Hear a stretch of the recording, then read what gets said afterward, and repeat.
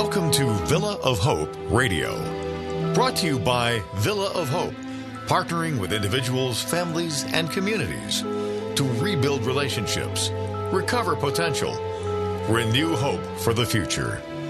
Villa of Hope is all about your personal journey because you matter. Now, with caring hope and respect, we're proud to bring you Villa of Hope Radio. Hello again, everybody, and welcome to another edition of the Villa of Hope radio show. This is J.C. DeLass.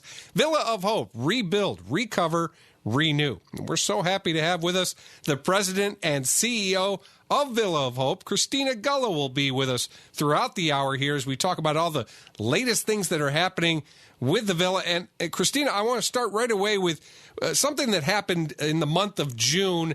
And I want to give folks maybe a little bit of an update off of that. You had your gala, and this year, of course, had to do it a little bit differently. Channel 8 really helped you guys out, and I got a chance to watch that.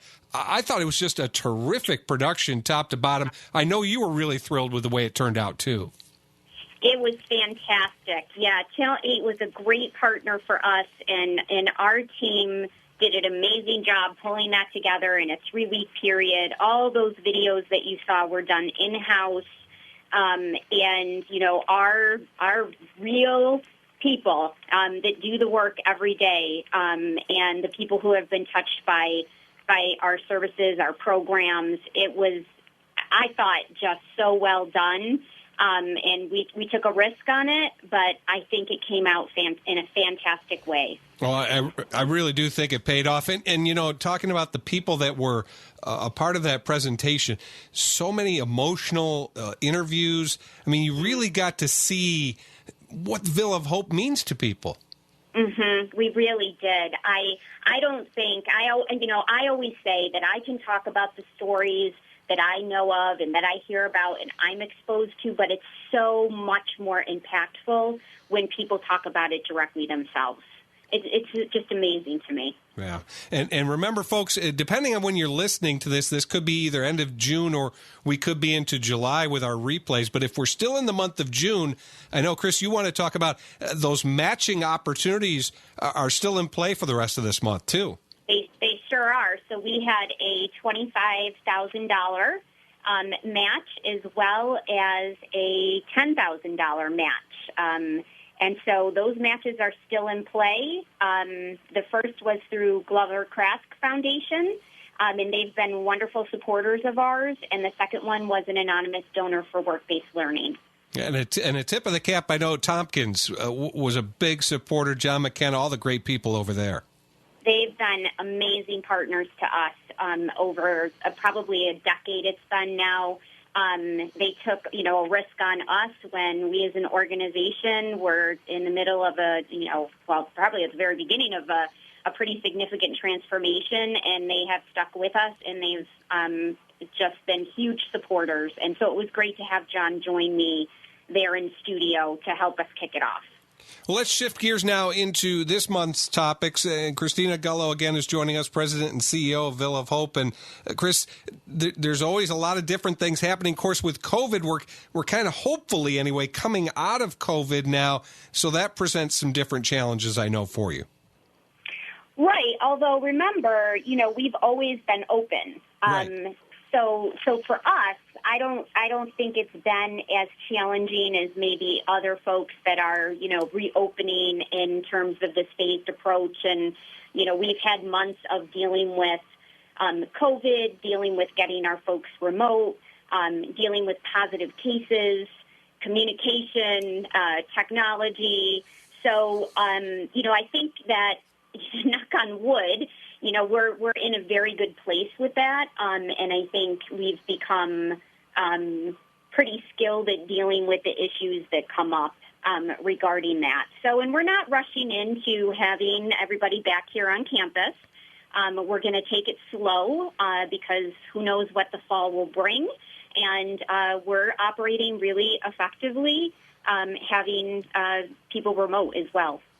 Well, and I think that advantage that you talked about in the sense that it's been not necessarily business as usual, but it's been business. I mean, you guys have been running right along here, kind of adjusting to the different curveballs that you get thrown with COVID. But I think that has helped you, as you said, that the transition becomes much more seamless that way. It certainly does. And we've made a decision, we could have had summer session for school open again, but honestly, the teachers, the students are really in a good flow with working remotely, and they have a great educational model put together for the summer. So we're going to go ahead and keep it remote through the summer and then see what the fall brings for that as well. Well, outside of COVID, of course, the other big topic and the big talk at this point certainly is Black Lives Matter and what's happened, not just around the country, but even right here in our own community. I know a lot of agencies have put out statements about that. I know you did some things with Channel 8, Chris, as well. Can you share your thoughts, your statement with the listeners and where you come in on this as far as Villa of Hope? Sure, I can. Yeah, this is something that we started an investment on, diversity, equity, and inclusion, pre-COVID. It's been something we've talked about for the past year and a half. And much of our work up to the COVID period was really about understanding structural racism and our history that has brought us to where we are today as a nation.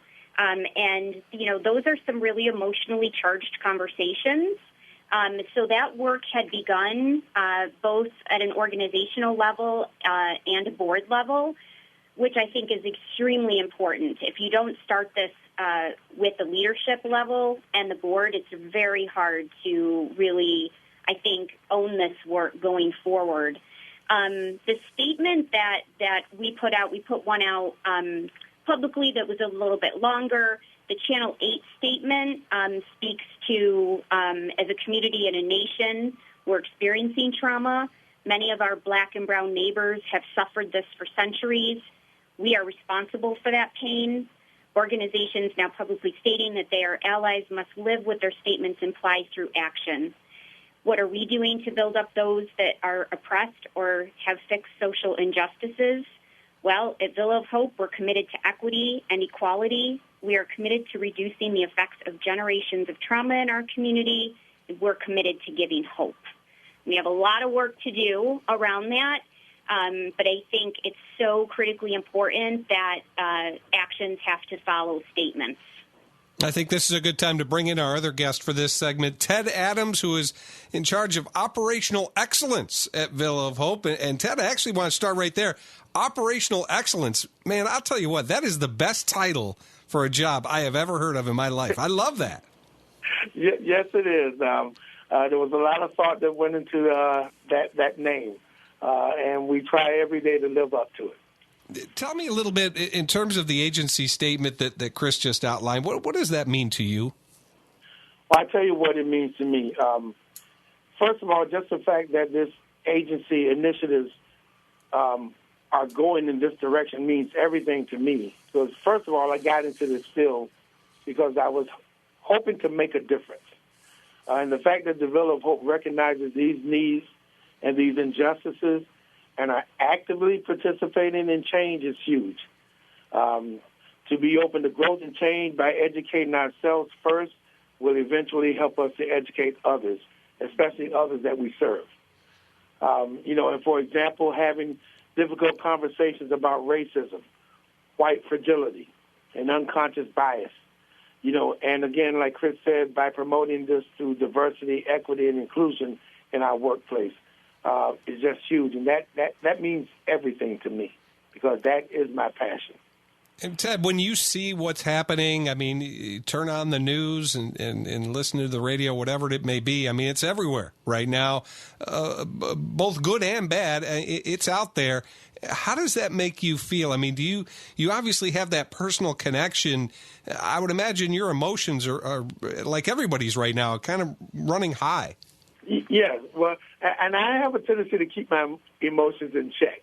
I think for one obvious reason, because I am a person of color, I have been experiencing all of this for a lifetime. So this is not new to me. It's on a different scale now because it's been exposed more, but it's not new to me. The fact that it is getting the attention that it really deserves, it's been encouraging to me, and it just gives me the desire to actually want to contribute that much more. And that is one of the things that I really love about our agency, is the fact that we are putting this is first and foremost, because without this, we can't begin to make any other changes elsewhere. Well, and Ted, too, this is not only a place where you work, but this is your community. And I know that you feel very strongly that to see Chris and the others with Villa of Hope making this statement and making this commitment, not just to you, but your entire community as well, that's really got to make you feel so good knowing that you're a part of that now. Yes, yeah, absolutely. And I can tell you, a lot of what I go through day to day, what I experience, I actually process with my children.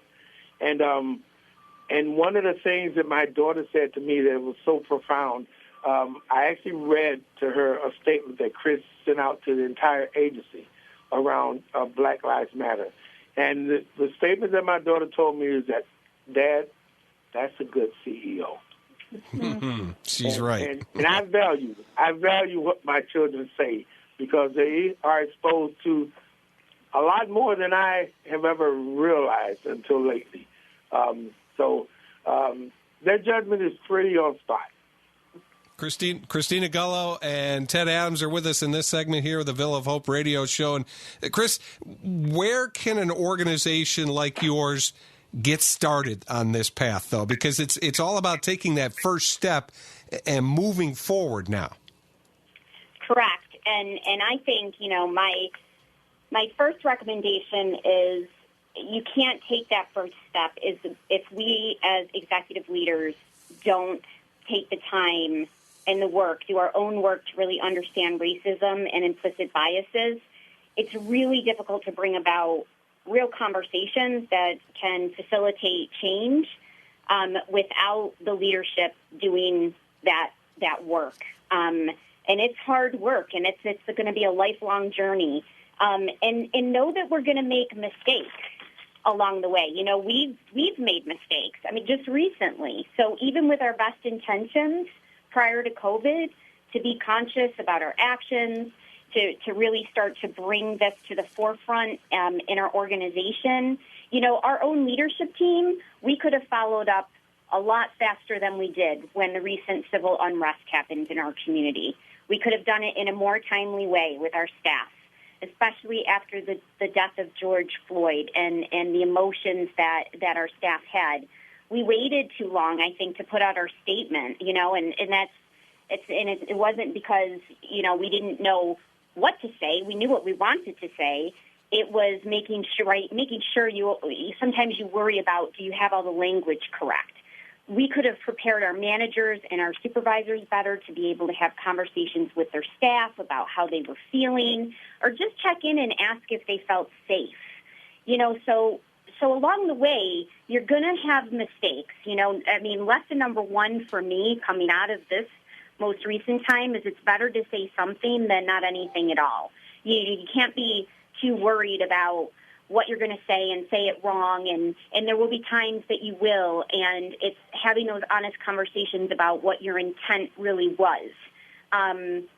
It's learning from mistakes and not repeating them again. And for us, it's important now to be public on this more than it ever has been before, to really take a stance on this, to follow up with actions, hold ourselves accountable, and lean in, even when it's uncomfortable.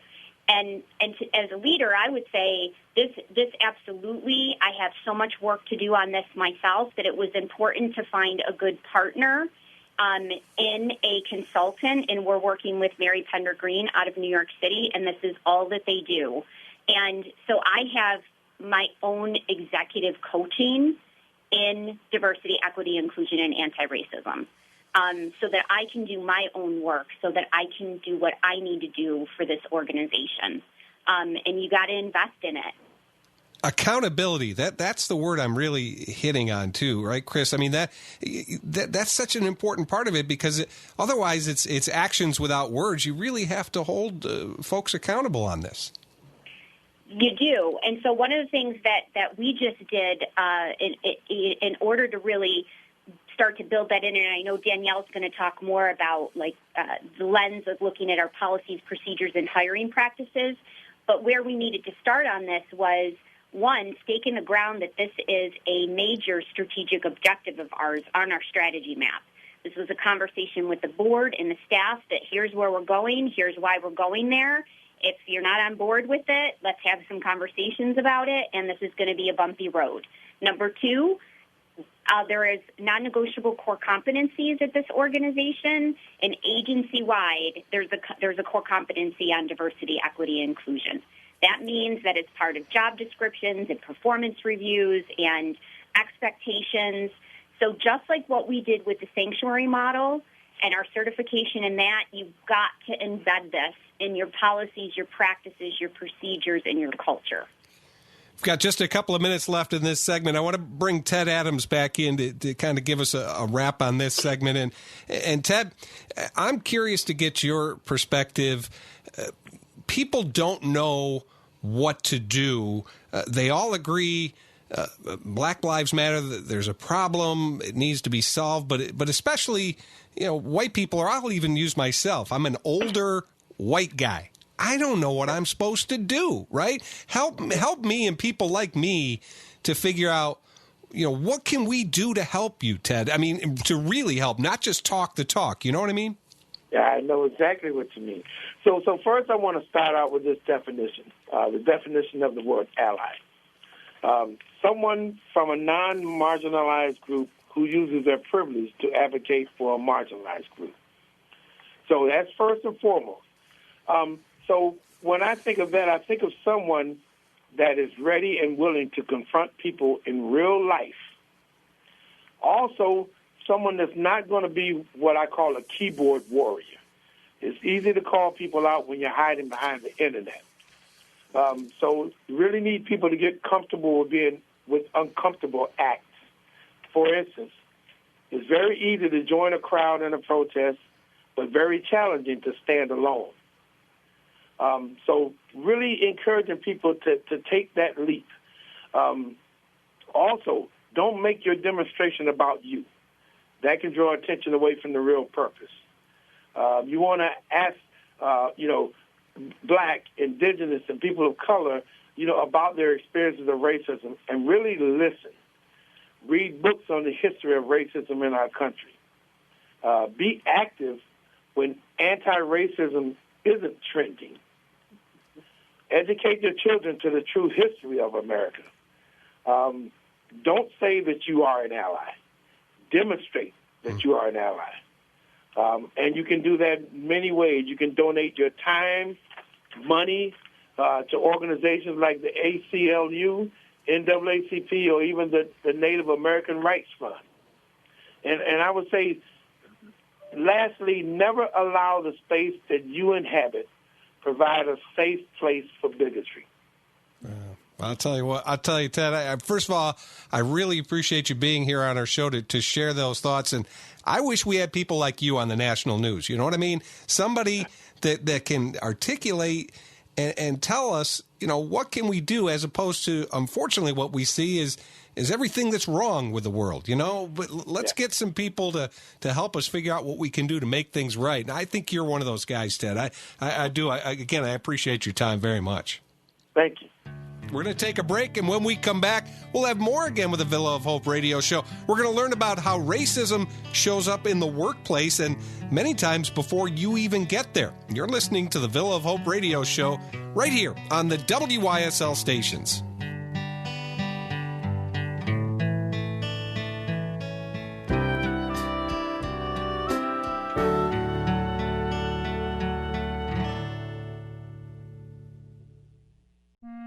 For over 75 years, Villa of Hope has risen to meet the changing needs of our community, caring staff at the Villa know trauma and how it can change your life.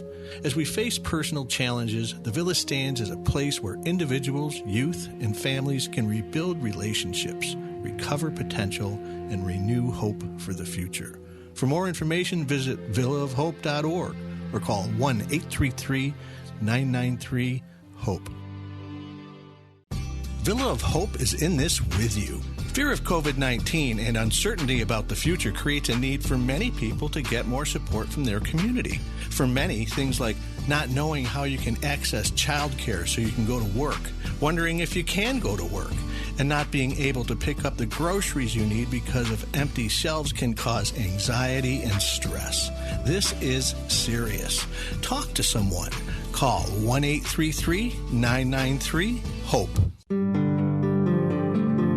Welcome back to the Villa of Hope radio show. This is J.C. DeLass, Villa of Hope, Rebuild, Recover, Renew. And along with Christina Gullo, who's the president and CEO of Villa of Hope, in this segment, we're going to bring in Danielle Roque, who is the manager of HR operations there at Villa of Hope. And kind of building on, Chris, what we talked about there again in the first segment.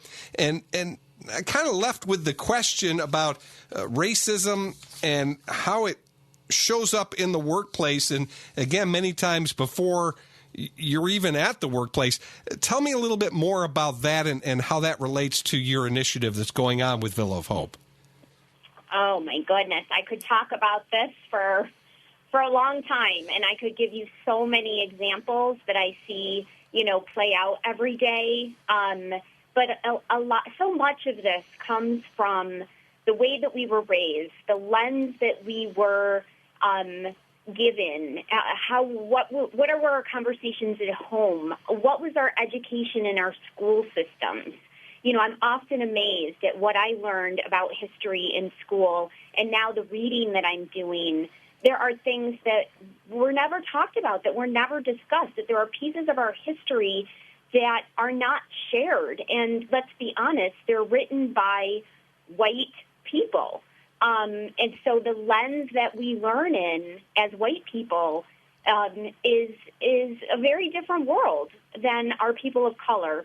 And so when you are in a workplace, and we have a multi-race workforce, you can only imagine the conversations that happen, the interpretations, the implicit biases, and all of that plays out then in the people that we serve. So it is so important for us to come together, to take responsibility that each one of us has to share and learn and attend the workshops and the deep dives that we're having with the help of our coaches, to talk about this in team conversations, to understand our history, to understand what white privilege is and how it's existed, and how all of that then carries into the social determinants of health for the people that we serve. The better job we do, the better job of our outcomes we're going to have with those we serve. No question. And Chris, you kind of touched on it a little bit there. I want to make sure we get a really clear picture of what you mean and what the definition is of structural racism, because I'm not sure people really understand. When you use the phrase structural racism, I'm not sure people fully grasp what that is. Absolutely. I completely agree with you. Structural racism, and Dr. Mendoza had a quote on this, that structural racism has put people of color on the front lines disproportionately. There's an inequality in access to medical care and to testing. And where that disproportion comes from is structural racism that has been built in our history around policies and practices. So, for example, let's just start with slavery and the dehumanization of people. From there, then slavery becomes supposedly abolished, but then we move to Jim Crow laws, and then we move to redlining and people of color not being able to buy houses in certain areas, to be able to go to certain schools, to be able to have the opportunity to have financial achievements that our white privilege has been given to us just because of where we happen to be born into, where we live, where we work, where we go to school, and the opportunities of that are granted to us that are not and have not been to people of color. So therefore, when you think about the hierarchy, to be white has given us a lot more opportunities than people of color who end up on a lower end of that spectrum within that structure. And that's exactly what structural racism means, a system that was set up to oppress. Let's bring in Danielle Roque now, the Manager of Human Resources Operations at Villa of Hope. And Danielle, as a Human Resources Manager, I'm interested in your perspective, in particular with the Villa and what you're doing to help kind of work on some of these things that Chris is talking about. Sure. So I typically like to bucket this in about 3 different areas. So we talk about our hiring practices, we talk about our training and our staff development, as well as some committee work and learning that we can do with our staff. So we really started out probably a couple of years ago now, really looking at our job descriptions, making sure that they weren't exclusionary in terms of just looking at the amount of education that we put on our job descriptions that are required for a particular position. We started looking at that and saying, okay, can we, make it so that you can have equivalent experience in the field in lieu of education. Not everybody has had the opportunity to pursue an education. And so we started looking at, are there some ways and some jobs that we can look at that could expand our workforce and open up that pool of candidates. We started really collaborating with the community, collaborating with United Way, looking at some different affinity groups in order to expand that pool. We've been partnering with Monroe County and doing some recruitment on the road, so we're doing some targeted recruitment right within our communities. And then we've also started streamlining our interview process. A lot of our managers have been through the unconscious bias training. They understand their potential for having bias within the interviewing and hiring process, and so they have started to really try to collaborate with their colleagues, making sure that they have different perspectives when they're interviewing candidates. And then we started streamlining all of our interview questions, and we have a scoring rubric that really assesses all of our candidates based on the competencies for the position. And then just interviewing specifically for those competencies, and that really increases objectivity within the interview process.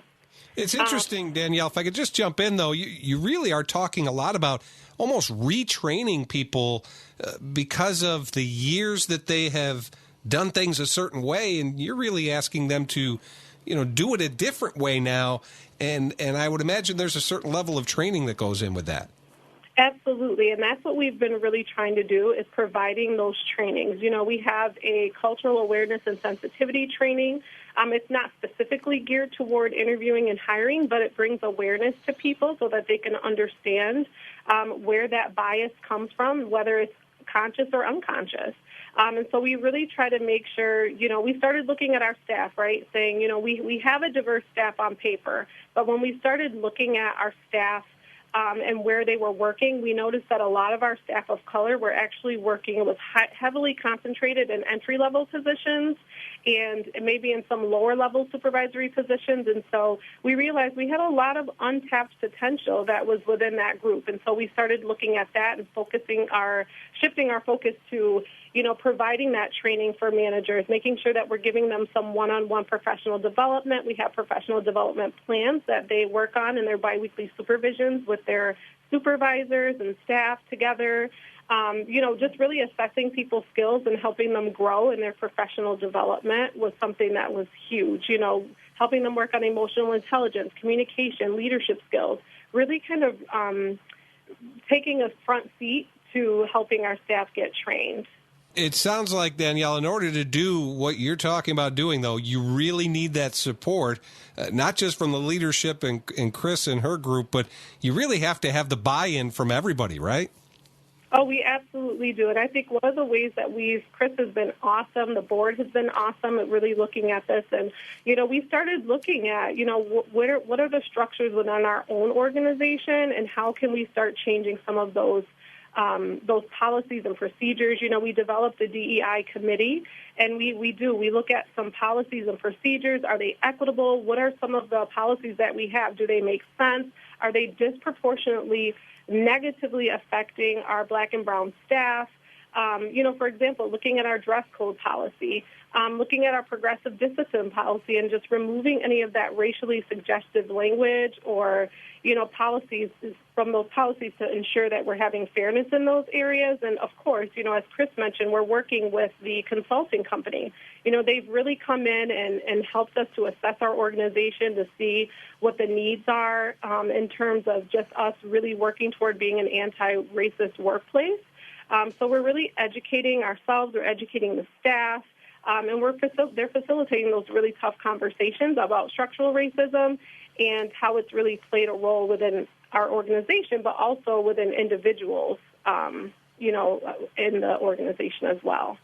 We're talking with Danielle Roque, the manager of HR operations at Villa of Hope. Also, Christina Gullo is with us as well, president and CEO of Villa of Hope. And Christina, it really, when you hear what Danielle's talking about and what your organization is doing as a whole, you almost take a step back and say, gee, I wonder why, not just in your organization, but everywhere in this country and this world, what took so long, right? I mean, you almost sit back and go, geez, this makes common sense. This almost seems so simple, and yet it is so difficult to do, as simple as it sounds on paper, right?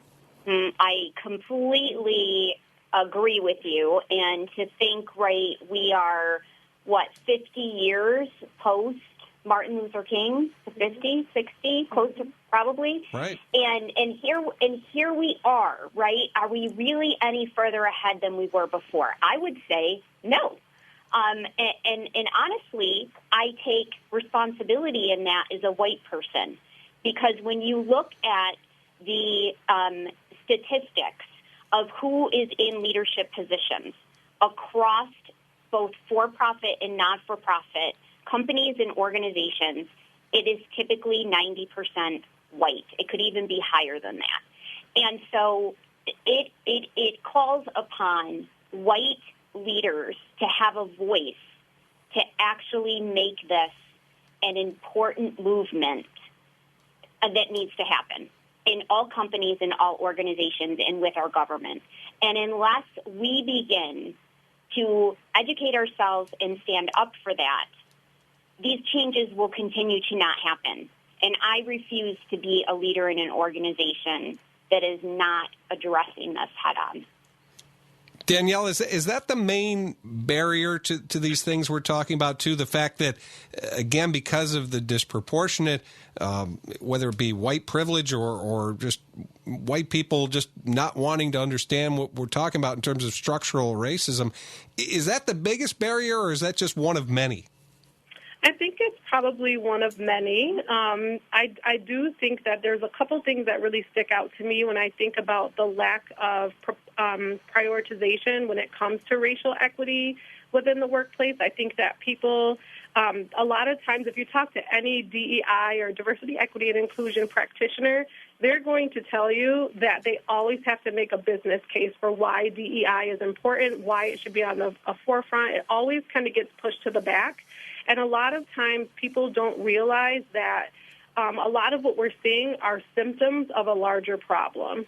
And so unless we deal with the root of those issues and we start prioritizing racial equity, then we're not going to see, much change. And then we think also about getting people to understand the need for the change. So some people will accept it and say, yes, we know this is a problem, but they don't understand how deep-rooted it is, right? So we have a lot of staff who, might be on different places. I always tell people when I'm teaching the cultural awareness training that everybody's on the continuum at some place. but everybody may be on a different spot of that continuum. Some people are just learning. Some people are anti-racist. Some people understand the need, but everybody's going to be at a different place. And we have to understand that everybody's going to have a different level of knowledge when it comes to structural and institutional racism. So we really started by trying to get people on a basic level playing field here at the Villa so that we can really start to work toward moving toward really dismantling the systems that continuously cause harm to people of color. So, in my experience, yes, it's definitely hard sometimes, in particular for white people, to see their role and to take ownership. And so to hear Chris say that is huge. It is such a load off of our shoulders because as people of color, sometimes we feel like we've been shouldering this burden for so long. But to have white people who really have the power to change things say that, yes, I want to help dismantle this, whether it's knowingly or unknowingly or, unintentionally that they're participating or perpetuating these systems, it's a huge barrier. But when people start to say, like, I get it, I understand, I'm going to stand with you and say, what can I do to help? It's huge. So as long as people can start to really see that they themselves can be a barrier, we're not really going to get anywhere. Danielle, just a couple of minutes left in this segment, and I want to give you just one more chance to talk about, I see the word zero tolerance on my paper here, and to me, that's what this whole segment, you can just break it down to those two words. It really does come down to zero tolerance, doesn't it? It does, and here at the Villa, we are very, very much following a zero tolerance policy on racism and here in the workplace. We never tolerate anyone coming here feeling marginalized. We're really bringing awareness to that, and I think our staff are also committed to it, which makes it a lot easier. We have staff who really care about one another, and so we do. We really stand by that zero tolerance policy. We always will. I think that I really appreciate the leadership here for standing by that and not being afraid to. Says a lot about them. Danielle Roque, Manager of HR Operations at Villa of Hope. Thanks so much for joining us, and we appreciate your insight into this matter as well. Thank you. We're going to take a break, and when we come back, we're going to talk more about structural racism and how it affects the COVID rates as well. You're listening to the Villa of Hope radio show right here on the WYSL stations.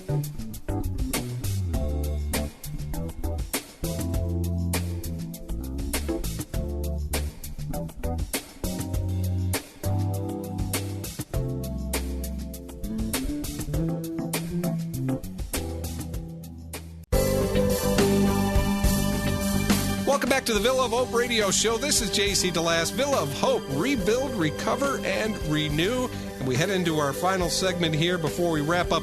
And, of course, Christina Gullo has been with us all along here, the president and CEO. And we're joined by the Chief Advancement Officer, Gerianne Puskas, for this segment as well. And continuing, Chris, with a little bit about how things tie in together we've been talking a lot about structural racism here in this hour. And now how does that tie in to COVID-19 and the challenges that you and I talked about right from the beginning?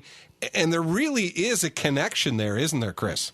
My goodness, there is. And this data is, very available through Dr. Mendoza's office, and he's spoken to this too. But, related to COVID and to specifically the people that we serve, we've been looking at the connections between race and mortality rates for COVID-19.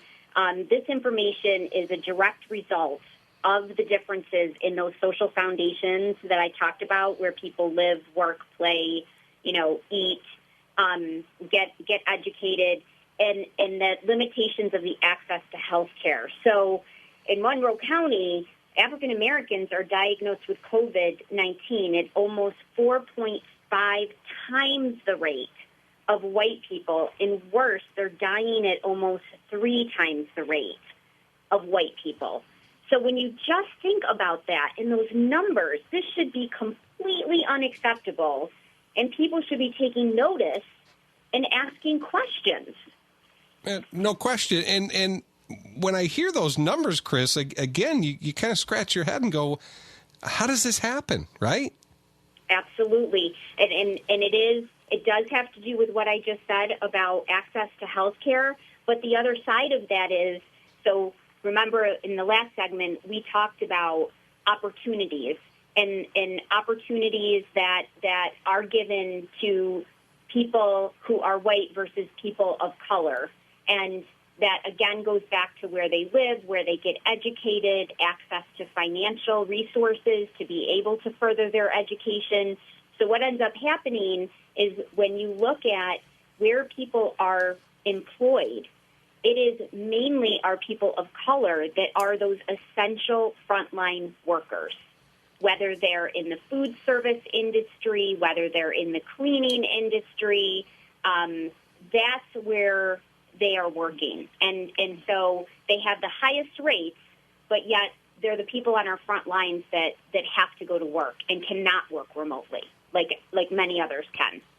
Well, let's bring in Gerianne Puskas for this segment as well to talk a little bit more about what Chris was talking about in terms of the conditions, the quality of life, and health status. Gerianne, how does that tie into this? Sure. We're really talking about the social determinants of health. It's something we're starting to hear a lot of in the news now, and that's really where people live, work, play, where they spend their lives. And as you heard, Chris mentioned earlier, she talked about redlining and how people of color and minorities have been limited where they can live. And so we start to look at, well, if you're limited where you can live, that limits where you work, essentially. It limits where you go to school. And then all of a sudden, those places are not getting the resources that white neighborhoods are getting. So, all of these pressures, actually the oppression on these different social determinants is what is really making it more difficult for the health outcomes that white people experience. And who could even argue that if you grew up in an oppressed system and you find it difficult to trust, are you going to trust healthcare providers who tend to be white in a white system? Are you going to want to consult that when you're not feeling well and when you're feeling vulnerable on top of where you're already at? So these are some very serious problems that we need to address. We can talk about having an integrated society all we want, but let's face it, it's not. And these are some of the things that we really have to pay attention to is, how are we going to make this more equitable across the board? How are we going to help people and share the privilege that we have had the benefit of all these years? Well, and you guys are asking the questions too. Now we're looking for the answers, and that's the hard part, right, Gerianne? I mean, how do we turn this around? Where do we find those answers? I think the first thing we have to do is that we have to listen. We have to talk to communities of color, and we have to listen to what their needs are, and we have to understand what their, what they really, where they want to go, and that will help lead us to what policies need to be changed. We need to educate and advocate on their behalf and alongside them in order to really have the effect that we need to have. We can't do this without taking this to the top of the heap. We can't do this alone. We need to walk beside. The social determinants of health that you were talking about there, Gerianne, I'm curious in terms of how we, I don't know if breakthrough is the right way to put it, but I mean, how do we reverse that course? It sounds to me, beyond the listening, it sounds to me like this could be, unfortunately, something that's going to take a long time. It is, and there are several social determinants of health. I know here at the Villa, we really focus on 4 areas that we believe have a major impact. And we are one organization. If all organizations can have a focus and work together and listen to our communities, we can have a huge impact. We are very focused on creating a stable family, which helps create a stable community through different therapeutic programs.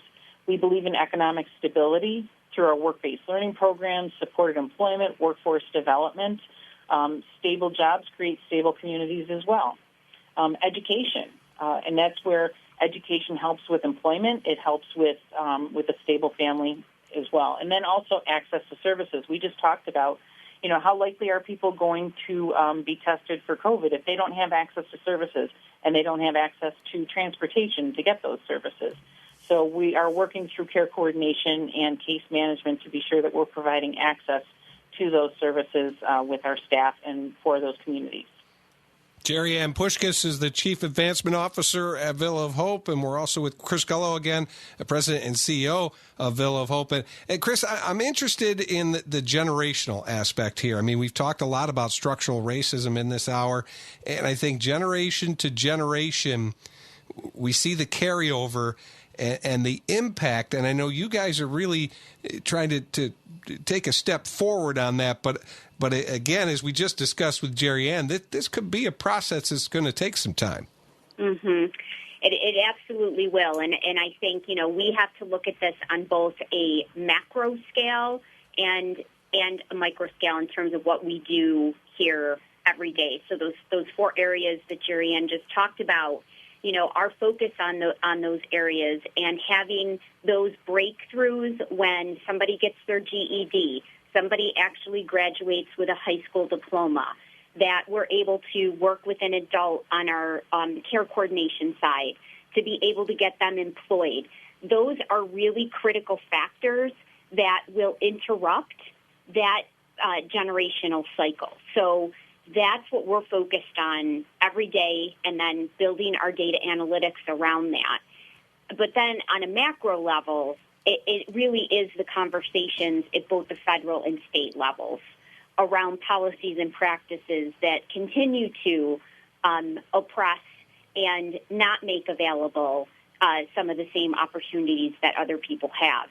And that is the reason why, 50, 60 years later, here we are, and we do see the results of generation after generation, being compromised and discriminated against in ways that they did not have opportunities around education and economic mobility. So those two pieces become so critical to our daily work, and then we have to do the macro level pieces.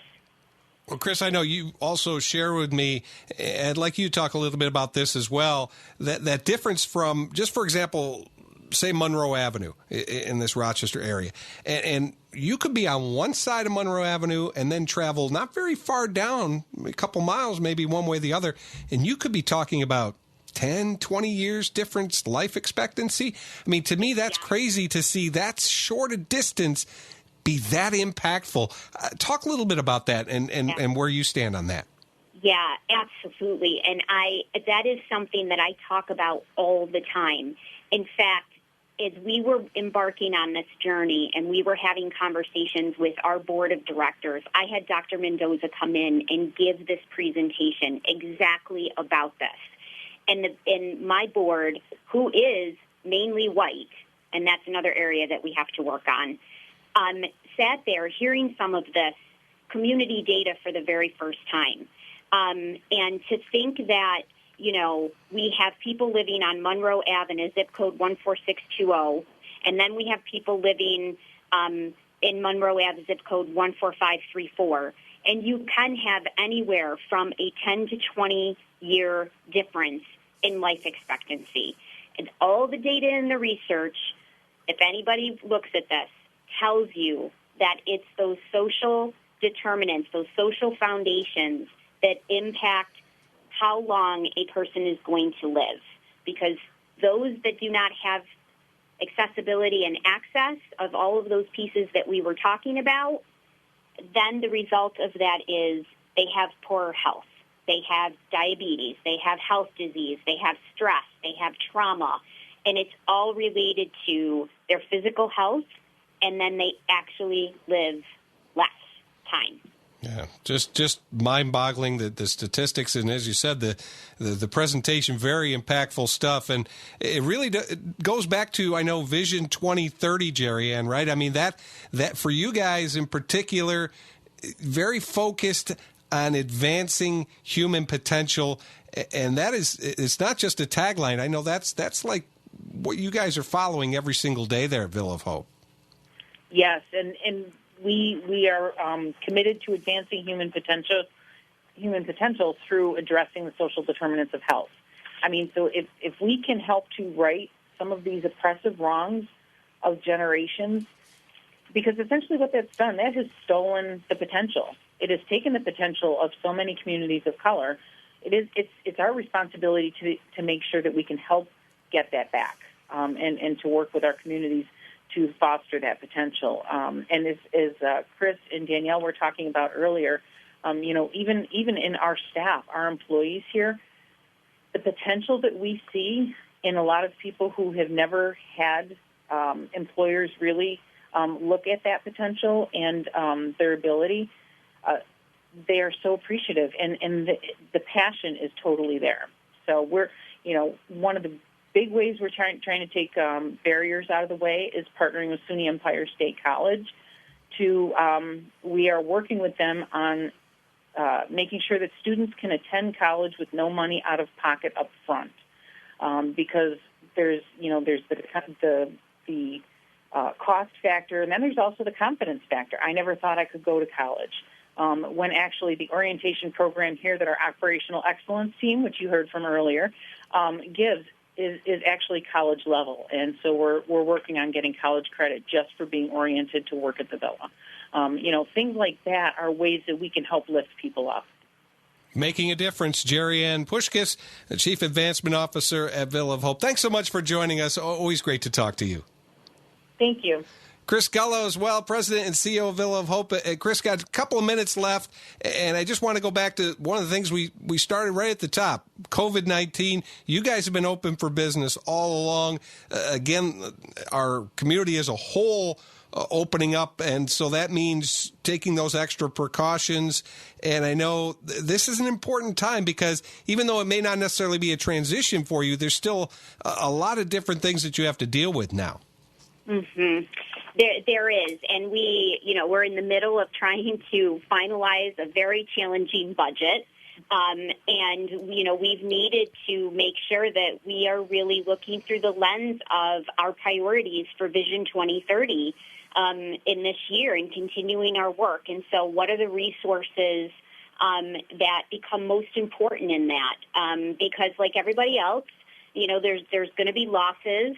And there's going to be some tough decisions that have to get made along the way, but we have to keep our eye on what we are trying to impact for this year, and not get unfocused in that. And so that's the work that we're doing right now with our internal team, and also continuing to move that strategy forward, and looking forward to the fall coming and a new year, and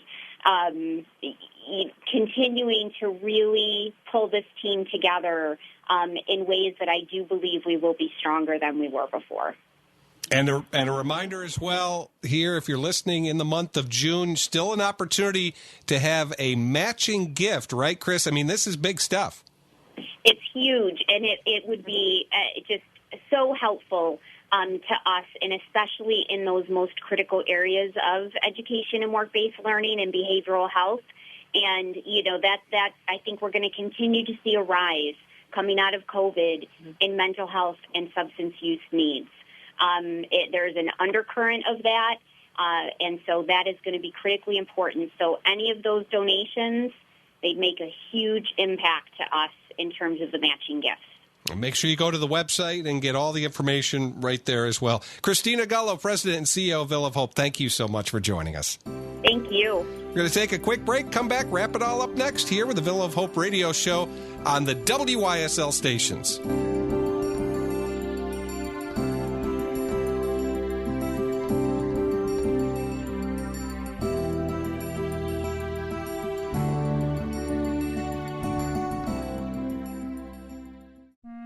For over 75 years, Villa of Hope has risen to meet the changing needs of our community. Caring staff at the Villa know trauma and how it can change your life. As we face personal challenges, the Villa stands as a place where individuals, youth, and families can rebuild relationships, recover potential, and renew hope for the future. For more information, visit villaofhope.org or call 1-833-993-HOPE. You're listening to Villa of Hope Radio on the WYSL stations. Villa of Hope is here for you. Adults, youth, parents, grandparents, no matter who you are, we are here to respond to you and make connections to the services you need right now. How that help looks may be different from before, but we are committed to making sure we are giving you our best while keeping everyone as safe as possible. Let us help rebuild your resilience. Call 1-877-584-HOPE. That's 1-833-993-HOPE.